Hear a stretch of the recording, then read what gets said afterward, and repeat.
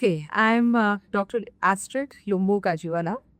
I was the former head of the tissue bank at Tata Memorial Hospital, and I was also the director of the Government of India's Regional Organ and Tissue Transplant Organization.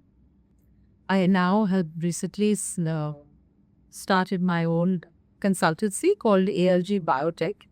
And what we're doing is helping hospitals across the country uh, to start tissue banks. These tissue banks. Basically, what we do is we bank tissues like skin, bone, tendon, amniotic membrane, and these are transplanted in patients. And in the case of amniotic membrane, it is used as a biological dressing, which is extremely useful for as a wound cover, mainly for burns, diabetic ulcers, and any hip and wound. That's great. So, what has been the major turning points in your case? Well, actually, the beginning itself, according to me, was one of the biggest turning points for me because basically I have a PhD in medicine. My thesis was in histochemistry, and tissue banking was a subject which I had never even heard of. And so, when I joined Tata Memorial Hospital and they asked me to establish this tissue bank, it was a completely new field for me. There were no internet in those days. I had to go to libraries to source information. And yeah, so that I think the very start was is setting up systems, setting up the tissue bank. But the good part of it was this was a program which was part of the International Atomic Energy Agency, which is a UN department of the United Nations. The idea was to use gamma radiation, which is atomic energy, to use it for peaceful purposes. In this case, for the sterilization of biological tissues, which were the tissues that we were packing at which would then be used in patients. So that I would say was my turning point because I would completely introduced into a UUEV. Yes, that's great. So can you share some of your most notable success stories?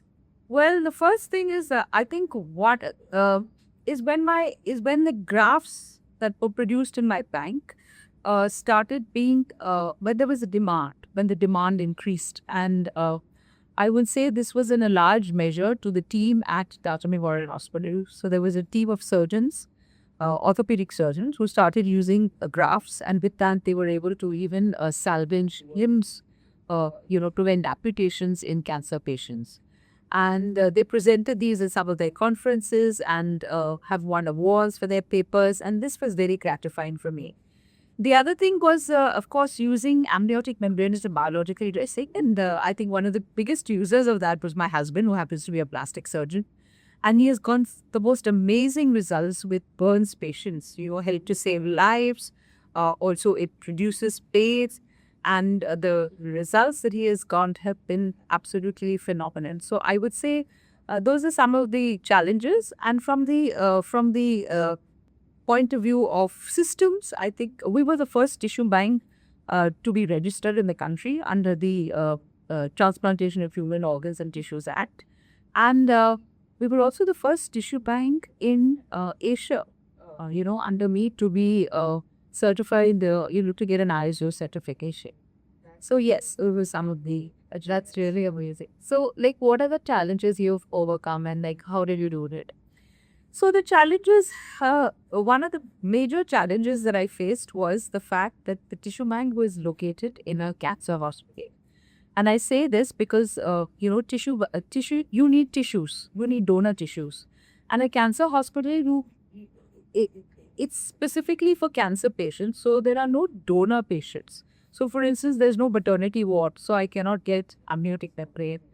There are no orthopedic, there is no orthopedic department, so I cannot get things like femoral heads and tibial cuts, which could normally, which are normally got from surgeries involving hip replacement and knee replacement.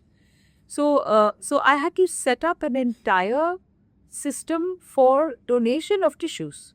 Once I set that up, it was very difficult. Okay. And because I had to approach so many hospitals, now, of course, so many years down the line, that system is in place and given there are no problems at all, we are very well known. The Tata Hospital Tissue Bank is extremely well known. But at that time, it was tough setting up that system. And then once we actually produced the drafts to get people to use them, that's another thing, because people are worried, will there be infection? Will it be useful? Because it's the first time. Okay, and for that, as I said earlier, it's a big thank you to the surgeons, the orthopedic surgeons, particularly at Tata Hospital.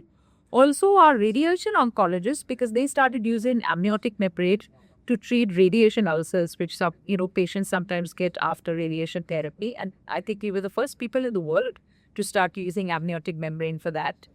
And of course, my husband, like I said, for all the parts, he had patients with pearls, patients with diabetic ulcers, etc. So, what are the valuable lessons from your life? I think one of the lessons that I learned from my professional life is that don't overthink things, okay? And you are presented with a problem, just go ahead and do it. You know. So I never really. I know that there are a lot of people who talk about 5-year plans and 10-year plans. And for me, it was like problem solving, this moving to the next step. But with every step, I saw, okay, maybe this can be done. And then I, went for that. So I think that was the way at least I functioned. And I think it worked quite well professionally. And the other thing is, I also feel that it's important to believe in yourself. And, nothing venture, nothing gain.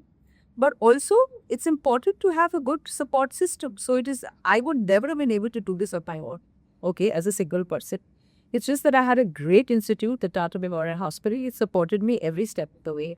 I had a great team, a tissue bank team who I must honestly say were not just technicians, but the people who were really committed to the work that they were doing.